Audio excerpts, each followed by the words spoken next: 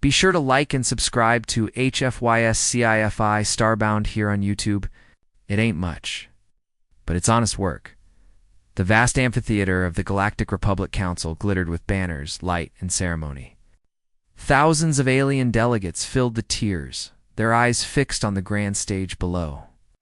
Yet, not all who sat there were impressed in the shadows. A voice of contempt whispered through the mind of an old warlord. I have always hated these meetings. Empty rituals. Pathetic celebrations.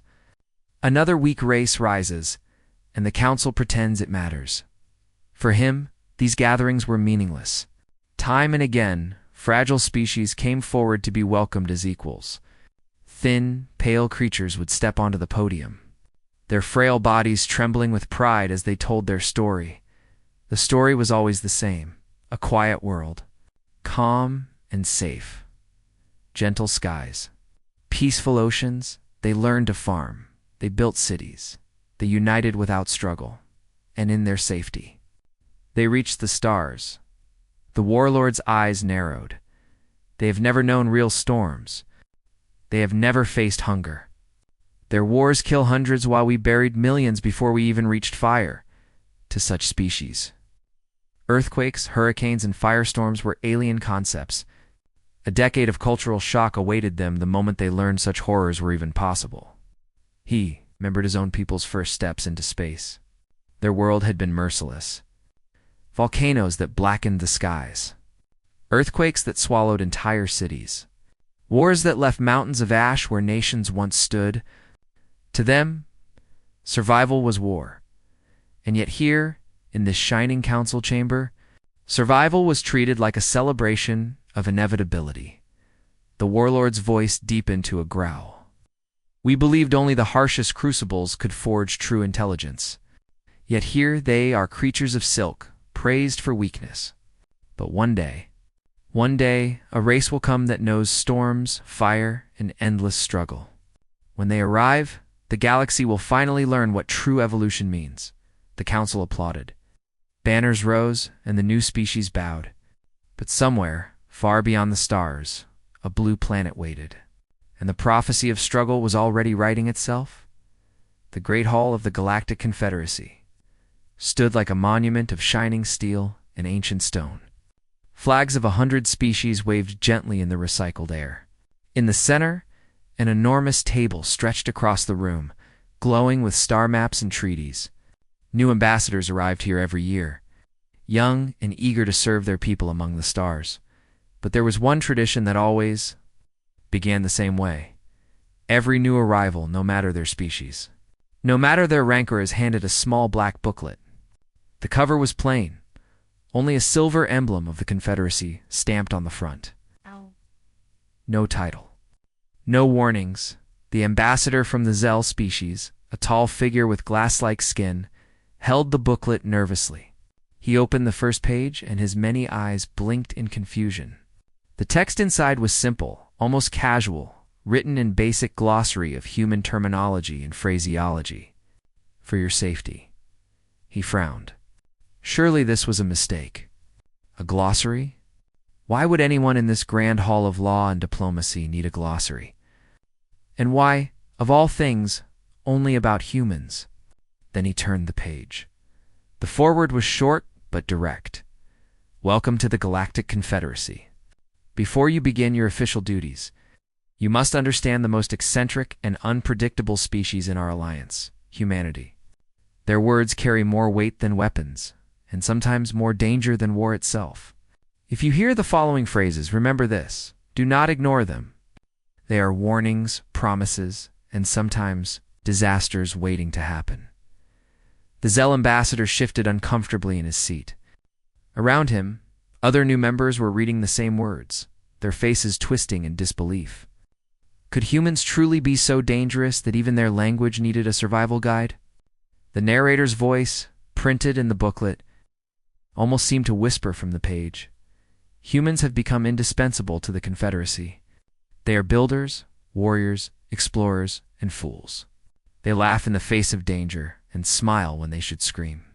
They are our greatest allies and our greatest fear. For when a human speaks a certain phrase, It does not matter if it sounds harmless. The galaxy has learned that their words mean action. And action, when it comes to humans, usually means chaos. The ambassador read on, his hands trembling slightly. The introduction gave examples. One human phrase had led to the creation of a new type of starship engine. Another had nearly destroyed a trade fleet. One phrase even started a war by accident. Every page seemed to whisper the same truth. Humans were unpredictable, and their casual words could shift the fate of worlds. The Zell closed the booklet for a moment. He looked across the hall where, in the far corner, a group of humans were laughing together. Their voices carried through the air loud, careless, full of energy. They clapped each other on the back, traded stories, and raised glasses of amber liquid. To the ambassador, they looked ordinary, even friendly. But now, with the booklet in his hands, he felt a chill. What if one of them said one of these phrases? What if he failed to understand? The orientation speaker, a tall reptilian from the Harari system, cleared his throat. His scales gleamed under the light as he raised a claw for silence. "Welcome, new members," he said. "Today, you begin your service in the Confederacy. But before you sit at the table of diplomacy, you must learn the most important lesson. Never underestimate a human." A ripple of nervous laughter spread across the hall. The Harari speaker continued. "You have heard stories, yes? Their fleets, their wars, their strange humor. Some of you may think them exaggerated. I assure you they are not. If anything, the stories are too small. Humanity's power lies not only in their weapons, but in their words. And so, today, you will learn the 10 phrases that terrify the galaxy." The ambassador from Zell clutched his booklet tighter. His glassy skin reflected the light like cracked crystal. Around him, others leaned forward, eager and fearful. The Harari's voice dropped lower, like heavy with memory. The first phrase, he said, is perhaps the most infamous. When a human says these words, prepare yourself, for it may lead to invention, or destruction, to glory, or disaster. The hall fell silent. Not even the hum of the air system seemed to remain. The Harari's tongue flicked between his teeth. His eyes narrowed. They will look at you, or perhaps at a problem. They will smile, sometimes foolishly, sometimes with confidence. And then they will say, He paused, letting the silence stretch. Pulling every ear closer, the new ambassadors leaned forward, their hearts pounding. The Harari finally spoke. His voice was like a whisper of doom. "Hold my beer." Gasps echoed across the chamber. The Zell ambassador's stomach turned cold. What could it mean? Why would such simple words cause fear? The booklet did not explain yet. It only hinted that these words were the spark of madness. The Harari speaker closed his eyes for a moment, as if recalling a painful memory. "You will understand soon," he said softly. "But for now, remember this. If a human tells you to hold their beer, run." The first lesson of the orientation was complete. The audience sat frozen, their imaginations racing with possibilities. What could be so dangerous about such a harmless request? The Zell turned back to his booklet. The next page began with bold letters. Phrase 1, "Hold my beer." He took a slow breath. The galaxy, it seemed, had just become far more dangerous than he ever imagined. The words echoed in the Zell ambassador's mind like a warning bell. Hold my beer. He still did not understand. How could such a strange phrase make the entire hall react with fear? The Harari speaker at the front gave a slow, knowing smile. His reptilian eyes scanned the crowd. "You think it is nothing," he said. "You think it is a joke?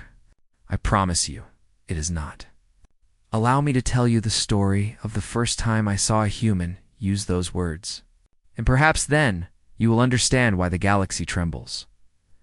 The lights dimmed. The star map above the council table shifted, showing an image of a vast shipyard orbiting a red dwarf star. The Harari's voice grew heavier. It was during the war with the Drade. Their fleets had shattered our defenses. We had nothing left but broken ships and fear. But then came the humans. The scene unfolded in the Zell ambassador's imagination. as the tale was told. The Confederacy shipyard was in chaos. Engineers shouted, alarms blared, sparks rained from half-broken starships. The Drade fleet was approaching fast. There were only hours before they arrived. 2 human engineers, ordinary men in grease-stained uniforms, stood in the middle of the chaos, arguing over a half-finished weapon. One human, tall and thin with wild eyes, slammed his wrench down on the deck. That cannon will never fire in time. The other, broader and calmer, grinned. It will. Trust me. Just need a few adjustments. The thin one shook his head. Adjustments? We don't have time for adjustments. The broader man picked up a glowing mug of amber liquid. He took one last sip, then handed it to the thin one. His grin widened. Hold my beer. The Zell ambassador gripped his booklet tightly.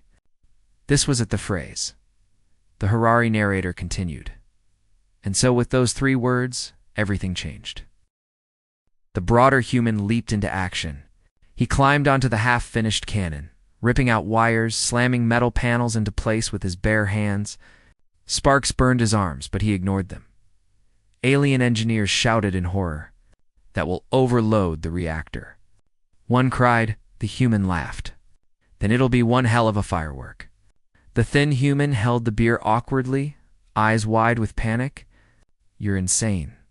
Maybe, the broad man shouted back. But insane might just save us. He slammed the final panel closed and connected the power core. The shipyard shook as energy surged through the weapon. The cannon hummed, louder and louder, until it screamed like a storm tearing through steel. The aliens ducked for cover. Some ran for escape pods. But the human only laughed, his eyes shining with madness and joy. The shot heard across the stars. The Drade fleet appeared. Massive warships blotting out the stars. Their weapons lit up, ready to destroy the helpless shipyard. The broad human stood proudly by his creation. Fire! He shouted. The cannon roared. A beam of energy ripped through space, brighter than a star. It tore across the void and struck the lead Drade ship. The enemy vessel did not explode. It simply ceased to exist. Erased from reality in a flash of light, silence fell. Even the Drade seemed stunned. The broad human turned, sweat pouring down his face. See? Told you it'd work? The thin human held out the mug of beer, hands still shaking. You want this back? The broad man chuckled. Nah, I'll need both hands for round 2. The Harari narrator let the silence linger in the council hall. His eyes scanned the terrified faces of the new ambassadors. You see now, he said softly. When a human says, hold my beer, it means they are about to attempt something reckless, something dangerous, something that should not work, but somehow does. Sometimes it leads to great invention. Sometimes it leads to destruction, but it always leads to chaos. The Zell ambassador's glassy skin rippled with unease. He could picture it clearly, the human's wild eyes, the insane grin, the impossible weapon that saved them all. But, the Zell whispered, what if it had failed? The Harari gave a slow nod. Then the shipyard would have been destroyed. Thousands dead. The Confederacy broken. All because of one human's madness. That is why we fear the phrase. It is never safe. It is never calm. It is a promise of disaster or a miracle. The booklet in the Zell's hand seemed heavier now. The words on the next page burned into his mind. Phrase 1, hold my beer, meaning when a human is about to do something reckless, dangerous, or insane. Run, or prepare to witness history. The Harari closed his claws together and spoke his final warning. Remember this lesson. If you ever hear those words, you must decide quickly. Will you run for cover? Or will you stay and see what madness unfolds? Because one thing is certain. Once spoken, there is no turning back. The chamber was silent. No one dared to laugh. The Zell ambassador swallowed hard. He finally understood why a simple phrase could terrify the galaxy. And worse, he knew there were still 9 more to learn. The Zell ambassador thought he understood now. Humans were dangerous. Their phrase, hold my beer, meant chaos, invention, and explosions. But as he turned the next page in the black booklet, his heart sank. There it was. Written in bold letters, phrase 2, "Don't worry about it." The note below was short. Almost too short.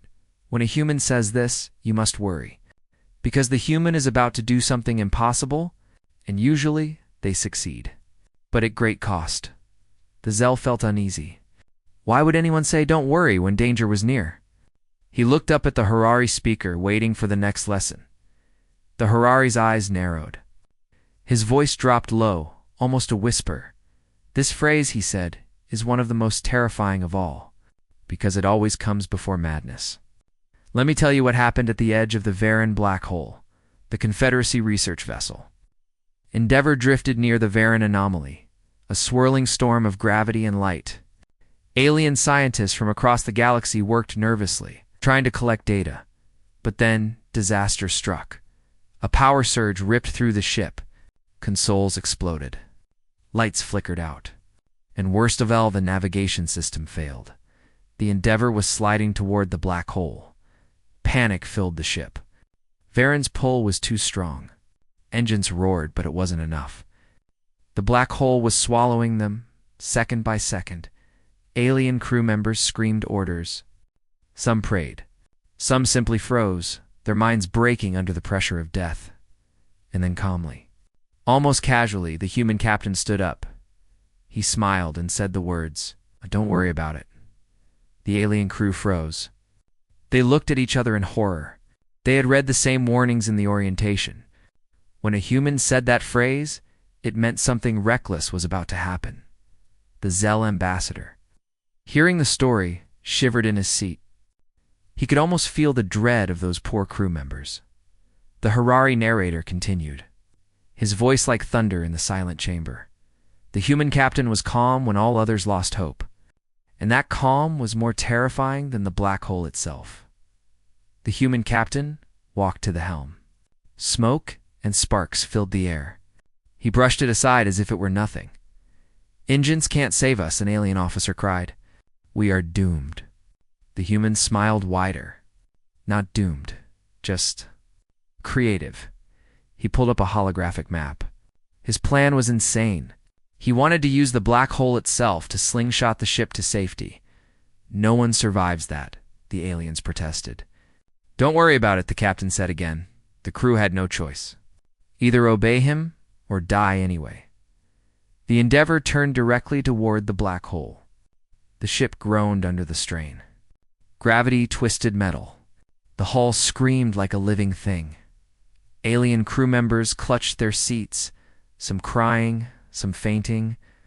The captain stood tall, gripping the controls with steady hands. At the last moment, he fired the engines sideways. The ship spun, twisting faster and faster, pulled by gravity but flung outward by speed. The black hole roared. Space itself bent and shattered around them. Time slowed. Seconds stretched into eternity, and then, like an arrow shot from a bow, the Endeavour broke free. It soared out of the gravity well, engines burning bright. They were alive. The crew cheered. But their voices broke when they saw the captain. His body was slumped against the console, blood dripping from his nose and ears. The strain of fighting the black hole had nearly killed him. Medics rushed forward. He opened his eyes weakly, smiling once more. His last words before fainting were simple. "See? Told you not to worry." The crew never forgot those words. The ship was saved. The data was secured. But the cost was almost the captain's life. The Harari paused, his voice heavy with memory. That is why the phrase is feared. When a human says don't worry about it, you must worry. Because they will take the burden of danger onto themselves. They will risk everything. And most of the time they succeed. But rarely without sacrifice. The new ambassadors sat in stunned silence. The Zell ambassador's hands trembled around the booklet. He could feel the weight of every word pressing against him. The Harari's gaze swept across the room. His scales glistened under the council lights. If you serve with humans, he warned, you will hear these words. And when you do, prepare yourself. Because it means they are about to attempt the impossible. And more often than not, they will succeed. But never. Without a price, the chamber was silent. No one dared to breathe. The Zell turned the page. Heart pounding, there it was. Phrase 3. Wood. He swallowed hard. What madness could this one bring? The Zell ambassador turned the page, and his glassy skin rippled nervously. Phrase 3. Wood. The booklet gave almost no explanation. Only a short warning when a human looks at you and says wood. Be cautious. It can mean many things. It can be harmless. It can be deadly. Or it can change your life forever. The Zell blinked his many eyes in confusion. How could a single, unfinished word cause fear? Surely this was not as dangerous as hold my beer or don't. Worry about it. But the Harari speaker shook his scaled head slowly, as if reading the thought on every alien face. You think this one is safe? He said. But it is not. Because when a human says wood, it does not mean what you expect. It can be an invitation to danger, or to something even stranger. He leaned forward. Lowering his voice, let me tell you the story of the ambassador from the Alarie, and how one human nearly started an interspecies war with only one word. The Confederacy held many gatherings, but none were as grand as the founding banquet, where representatives from across the stars met to celebrate peace. The hall glittered with banners. Tables overflowed with food from 100 worlds. The Alarie ambassador sat with pride at the center table. Her species was elegant, with luminous wings and voices like song. They believed themselves above all others. At her side was a human officer, young, bold, and far too relaxed for the occasion. He drank, laughed, and seemed unaware of the delicate politics in the room. The ambassador looked at him with disdain. Humans, she whispered to another envoy. Too simple, too reckless. How did they ever become leaders in this confederacy? The human officer, perhaps hearing her tone, turned toward her. His eyes sparkled with mischief. He raised his glass. Wood. The Alarie froze.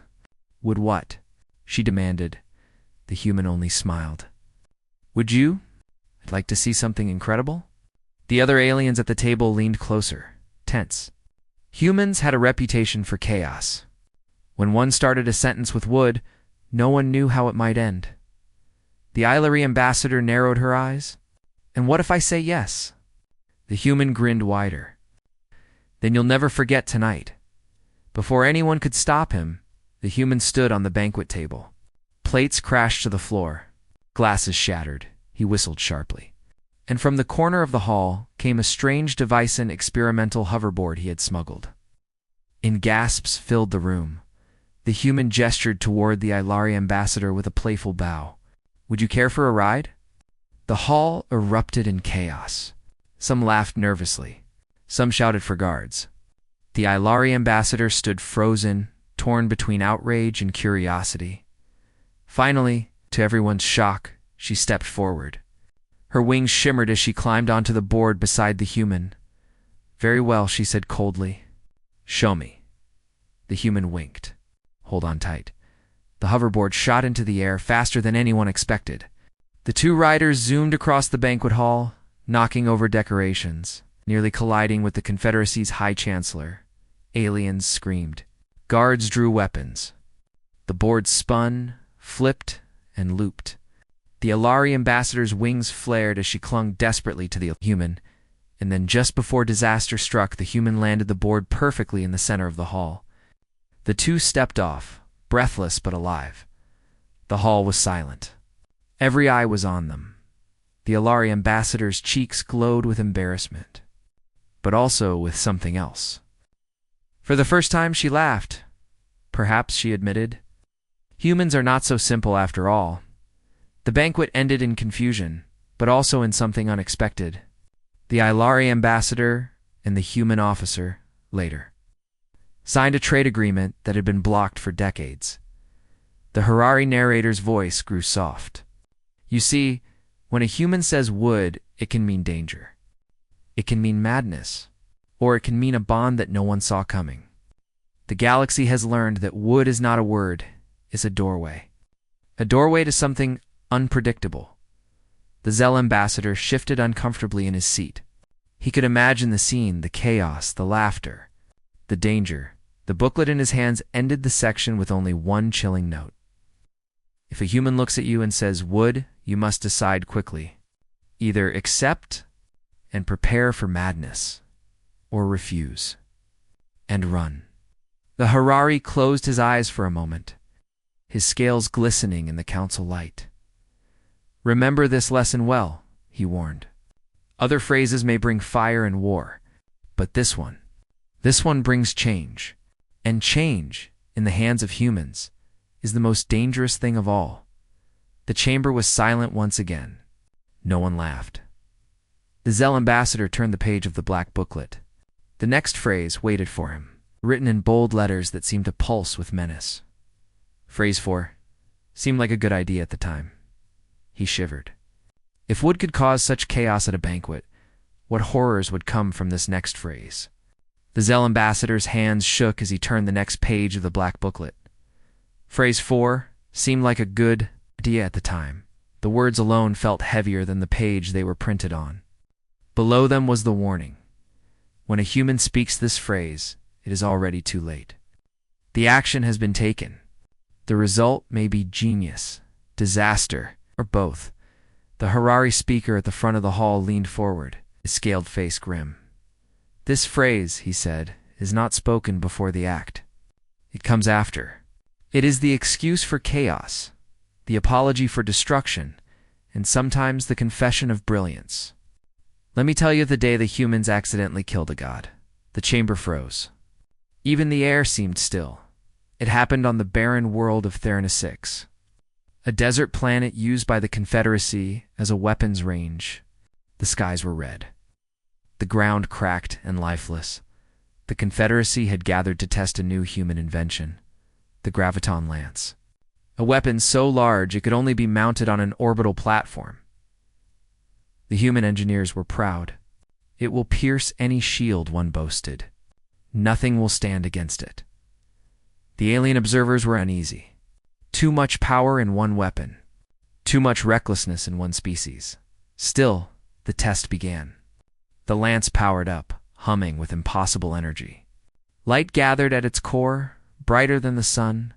The target was a simple asteroid in orbit, but then something else appeared. The asteroid was not alone.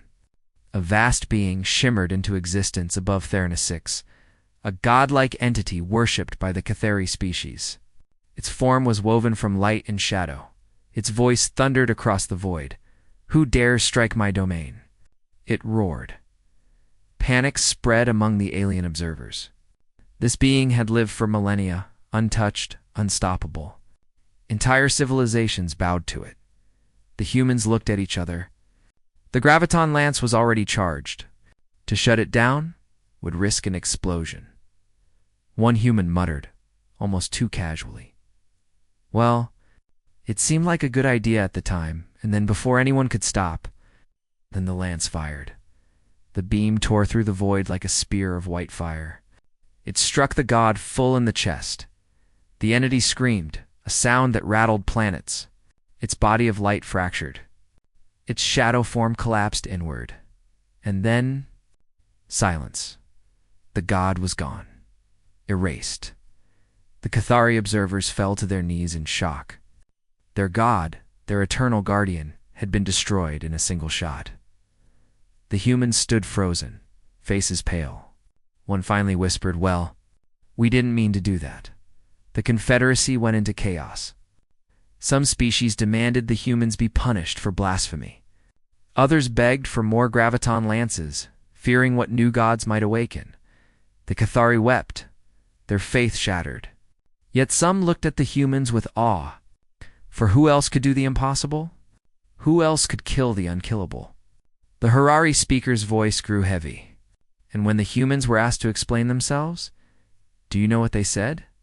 He paused, letting the silence grow. They shrugged, and they said, "Seemed like a good idea at the time." Gasps filled the council hall. The Harari's eyes narrowed, scanning the faces of the new ambassadors. This is why we fear the phrase. It means something has already been done. There is no undoing it. There is no warning. only the explanation of madness that follows. The Zell ambassador clutched the booklet tightly. He could picture it, the blazing weapon, the falling god. The casual shrugged. He whispered almost to himself. But why? Why would they do such things? The Harari answered without hesitation, because humans do not think as we do. To them, failure is only another chance to try. To them, danger is just another word for adventure. And so when they speak that phrase, it is not an excuse. It is a truth. It really did seem like a good idea. At the time, the booklet in the Zell's hands ended the entry with a chilling reminder. If a human says this phrase, the damage is already done. Whatever they attempted, success or failure, you are now part of the aftermath. And the aftermath will not be safe. The Zell ambassador's crystalline skin flickered with unease. Around him, their new members sat in stunned silence. The Harari's final words cut through the stillness like a blade. Pray, you are never near when a human says those words. For when they do, history itself may change.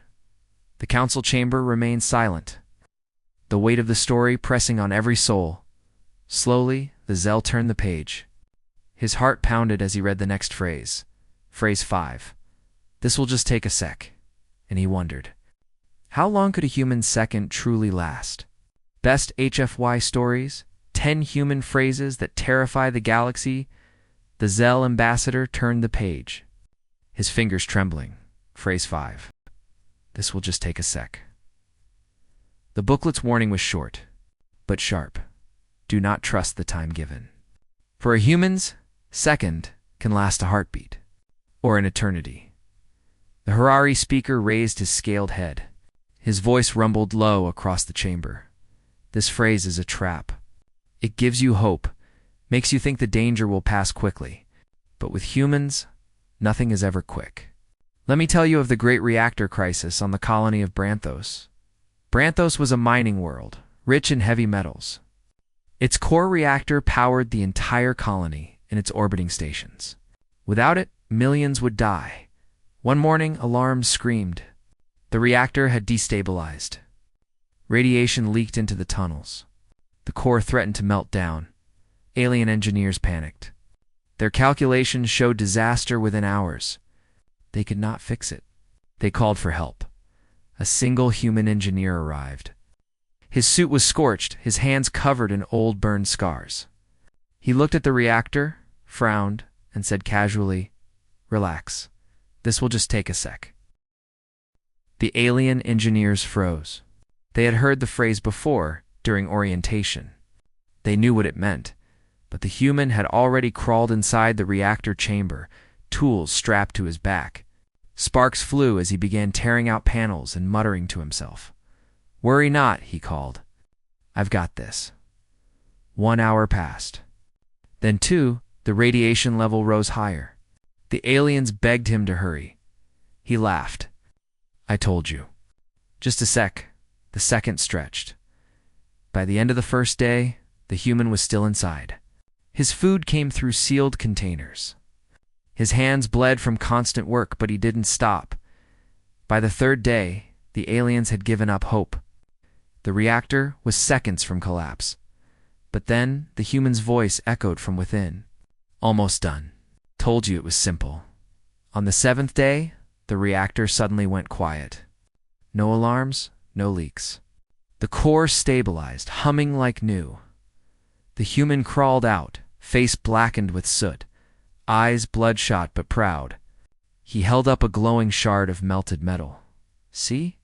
he said with a grin. "Told you it would only take a sec." Later, the alien engineers studied the reactor. What they found defied reason.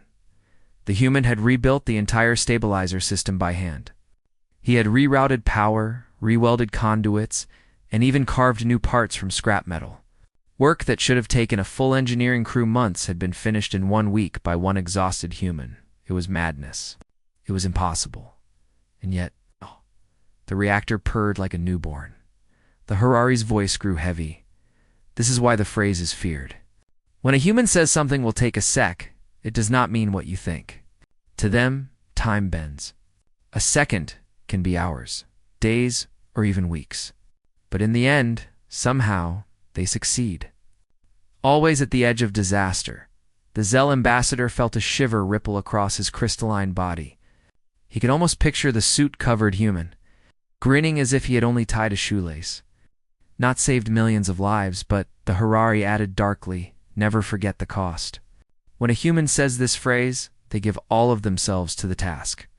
Sleep, food, even their life, none of it matters. Only the solution. The Zell turned back to the booklet. The entry closed with a final warning. If a human says, "This will just take a sec," prepare for a long wait, but also prepare for the impossible. For in that time, no matter how long it lasts, they will make it work. The ambassador closed his many eyes for a moment. He wondered how much more his nerves could take. The Harari's voice thundered once more, and that, right, new members, is why the phrase is feared. For to a human, a second is not a measure of time. It is a promise they will not stop until it is done. The hall was silent. Not a whisper, not a breath. The Zell swallowed hard and turned the page again. The next phrase waited for him, and his stomach twisted at the sight. Phrase 6. This is going to hurt. He shivered.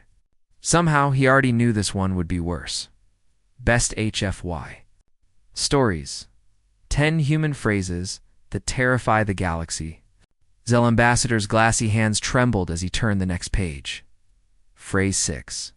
This is going to hurt. The booklet's explanation was short, but chilling. When a human says this, pain is certain. Sometimes to themselves, sometimes to everyone. It is both a warning and a promise. Do not ignore it. The Harari speaker's scales shimmered as he stepped closer to the new ambassadors. His voice rumbled low, heavy with memory. This phrase is unlike the others. It is not shouted in joy like "hold my beer." It is not calm. It's like "don't worry about it." No. When a human says, "this is going to hurt," they are staring danger in the eye. They know what comes next. And still they do it. He paused. His gaze swept across the room. Let me tell you about the siege of Arios. Arios was a fortress world, rich with energy crystals. The Drade had invaded, surrounding the planet with their war fleet. The Confederacy forces inside had only days before the shields failed. Among the defenders was a human commando units, small in number. But notorious for reckless bravery, the Drade had deployed a ground weapon. Massive siege cannon capable of shattering the planetary shield in a single shot. It had to be destroyed. The commanders argued for hours. No plan could work. The cannon was guarded by hundreds of soldiers, drones, and auto-dash turrets. Then, one human soldier, scarred, tired but smiling, stood up and said, "All right, I'll do it, but this is going to hurt." The aliens in the room froze. The phrase was unmistakable.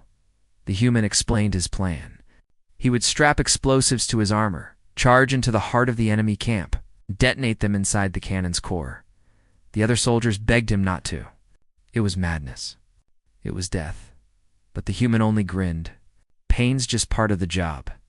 And before anyone could stop him, he marched out into the night. The battlefield was chaos. Searchlights swept the rocks. Drones patrolled the sky. The siege cannon loomed like a mountain of steel. The human moved fast, a shadow darting between craters. Drade soldiers spotted him, opened fire. Plasma bolts lit the darkness. He sprinted straight toward them. Bullets tore his flesh. Heat scorched his armor. Still, he ran. "This is going to hurt," he shouted, laughter in his voice, and then he crashed into the cannon's base. The blast lit the night brighter than the sun. The cannon shattered, pieces of metal flying miles into the sky. The shockwave flattened entire platoons of Drade soldiers. The human was gone, body destroyed in the inferno. But his mission was complete. The cannon was gone. The planet was saved. When the smoke cleared, the defenders of Arios stood in awe. The Harari narrator's voice grew quiet. The siege ended 2 weeks later. Without their cannon, the Drade could not break the shield. Reinforcements arrived, and the invaders were pushed back. The human sacrifice gave us victory. The Zell ambassador sat frozen, his crystalline skin flickering with unease. He could feel the weight of the story pressing into his chest. The Harari's eyes narrowed. That is why we fear the phrase. When a human says, "This is going to hurt," it means they know the price. It means they are ready to pay it. And it means you should brace yourself, for blood will follow. The Zell turned to the final line on the page. The words were sharp, etched into memory. If a human says, "This is going to hurt," you must act. Either run to safety, or prepare to witness sacrifice. For in that moment, the human has already accepted the pain. The ambassador shivered. He could almost hear the explosion, see the fire, feel the sacrifice of the human who laughed in the face of death. He whispered madness. All of it, but still, deep inside, a flicker of admiration sparked. For what kind of species laughed while marching into pain? What kind of being turned death into victory? The Harari's voice thundered one last time, "Fear the phrase. But also remember, without it, the galaxy would already belong to our enemies." The chamber was silent again. No one dared to speak. The Zell's fingers trembled as he turned the page. The next phrase stared back at him in bold. Heavy letters, phrase 7. "All that is certain in life is death and taxes." He frowned. This one sounded almost harmless, almost funny. But by now, he knew better. With humans, nothing was harmless. Best HFY stories, 10 human phrases that terrify the galaxy. The Zell ambassador turned the page, weary and trembling. Each phrase so far had been worse than the last. Madness, chaos, sacrifice. His crystalline body felt as if cracks had formed in his very soul. But now, the next words stared back at him in bold print. Phrase 7. "All that is certain in life is death and taxes." The explanation underneath was brief, almost mocking. This phrase is not a threat. It is not a plan. It is simply truth. And yet, when a human says it, the galaxy remembers that they alone accept the certainty of the end. The Zell frowned. It didn't sound dangerous. It sounded strange, almost humorous. He looked up at the Harari speaker, confused. The reptilian veteran gave a slow, toothy smile. "You think this one is harmless, don't you? You are wrong. Because this phrase tells you how humans see the universe. And that view is the most dangerous of all." The Harari began his story. It was during a time of peace. Long after the siege of Arios, a council meeting had grown heated. Representatives of different species argued endlessly about the meaning of life, about destiny, about gods and immortality. The Zell ambassador leaned closer as the Harari continued. In the middle of the chaos, human diplomat sat quietly. He sipped his drink, said nothing, and let the arguments rage. Finally, when the shouting was at its peak, he stood. And with a calm voice, he said, "All that is certain in life is death and taxes." The entire chamber had gone silent. No one understood. Not at first, the Ilari asked, "Is that your wisdom? Death and taxes." The human only shrugged. "Yes, everything else is uncertain. War, peace, love, hate, victory, loss. None of it is guaranteed. But death? That comes for everyone. And taxes? Well, let's just say someone will always demand their share." Confused laughter had filled the chamber. Some thought it was a joke. Others thought it was an insult. But then the meaning sank in. Humans were not afraid of death. They accepted it. They expected it. And by laughing at it, they took away its power. To a galaxy full of species who prayed to gods for immortality, who built machines to escape the grave, this was madness, yet also terrifying. The Harari added another tale, darker this time. The Battle of Keller was one of the bloodiest of the Confederacy. The defenders were outnumbered 5-1. Every species expected retreat, but the human commander refused. When asked why he would fight a battle he could not win, he only smiled and said, "All that is certain in life is death and taxes. Might as well choose how we go out."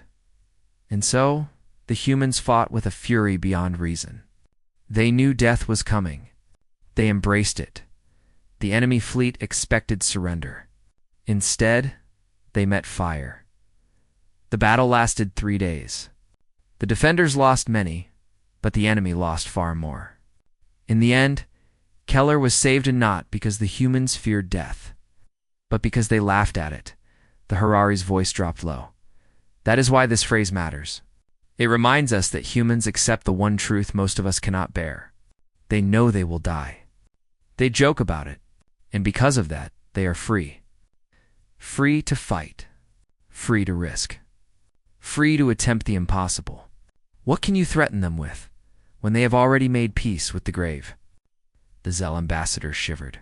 It was not a weapon, not a plan, not an explosion that made this phrase dangerous. It was the truth behind it. He looked again at the humans laughing in the far corner of the hall. Ordinary, casual, smiling, and he realized they carried death with them like a friend. The Zell turned back to the black booklet. The words at the end of the entry felt heavy. When a human says this phrase, understand this, they have already accepted their fate. And a being who accepts death cannot be defeated. The Harari spread his claws wide. His scaled face gleamed under the lights. So, laugh if you wish. Dismiss it as a joke. But remember, when a human speaks of death as certainty, they are telling you they do not fear the end. And a soldier who does not fear death is the most dangerous warrior in the galaxy. The council hall fell silent. The Zell ambassador slowly closed the booklet. He knew there were still more phrases to learn. But already he felt the weight of humanity pressing down on him like gravity itself. And for the first time, he wondered, perhaps it is not their weapons or their fleets that make them terrifying. Perhaps it is their laughter in the face of death.